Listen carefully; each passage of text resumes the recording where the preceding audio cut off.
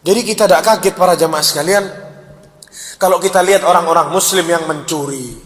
Masuk toko tidak bawa apa-apa, keluar toko bajunya triple pakai, 3 susun. Nyuri.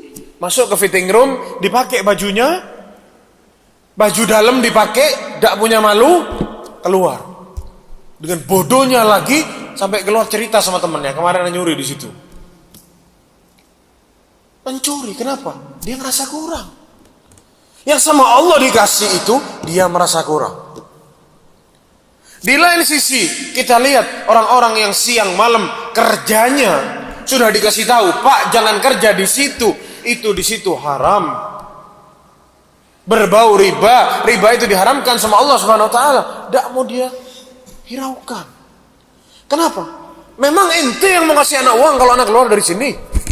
Siapa yang mau jamin hidup anak? Hidup anak dijamin sama ini asuransi A, B, C, D.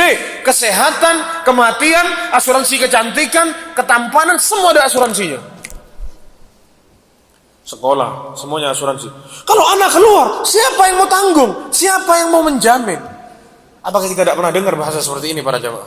Pernah dengar atau tidak? Sering. Lagi kajian begini, ustadznya menjelaskan ini riba, ini tidak boleh, ini begini, ini begitu, dia tidak terima.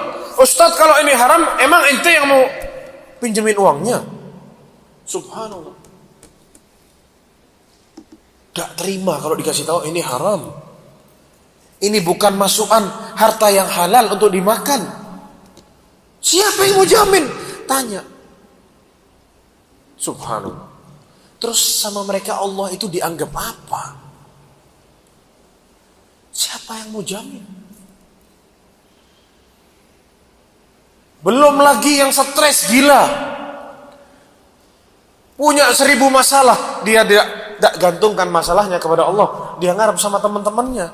Ngarep sama bosnya. Ngarep sama mertuanya. Ngarep sama temannya yang kaya misalkan. Seperti Anda bilang. Ternyata semuanya tidak bisa diharap. Semuanya mundur saat diperlukan. Stres gila. Jadi orang gila di pinggir jalan. Ada lagi datang ke dukun. Toko anak tidak laku.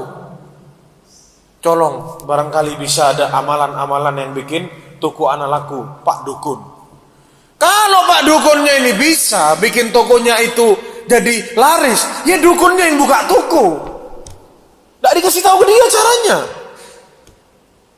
Ya ini tidak bertawakal kepada Allah Subhanahu wa taala. Menjual diri, perempuan kurang uangnya, suaminya tidak bisa ngasih nafkah cukup, jual diri, diperangi suaminya, minta cerai, merasa kurang terus, jual diri di luar sana. Kenapa? Kurang. Jual diri. Loh mbak, ini haram mbak, jangan jual diri mbak. Jual diri ini namanya usaha. Dia bilang jual diri adalah salah satu usaha untuk mendapatkan rezeki. Kita ini tidak boleh berharap dengan menunggu, kita ini harus menjemput.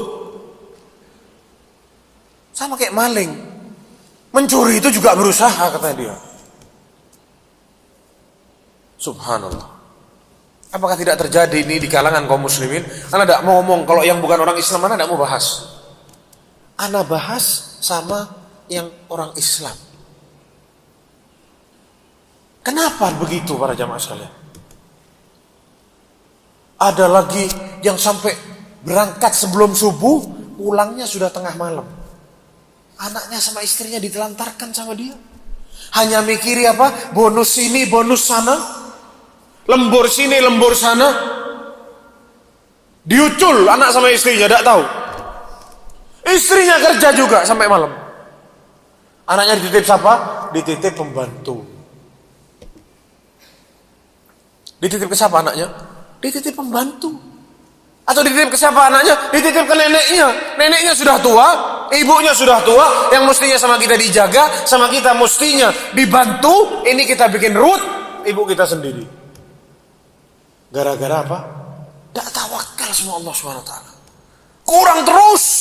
Hal mim mazid, mana tambahan? Terus haus. Dia berharap yang lebih terus. Tidak mau tawakal kepada Allah Subhanahu wa taala. Dia tidak merasa bahwasanya Allah yang jamin. Orang kafir itu dijamin sama Allah, para jamaah sekalian. Orang kafir itu punya uang. Dia tidak pernah sholat. Kepalanya tidak pernah disentuhkan ke tempat sujud. Bahkan siang malam menghina Allah, tapi dia dikasih kehidupan sama Allah Subhanahu wa taala. Dikasih waktu, dikasih uang, dikasih untuk melanjutkan kehidupannya. Masa kita yang sholat 5 waktu masih ada alasan untuk tidak merasa dijamin oleh Allah Subhanahu wa taala? Masih ada 1000 alasan di belakang sana?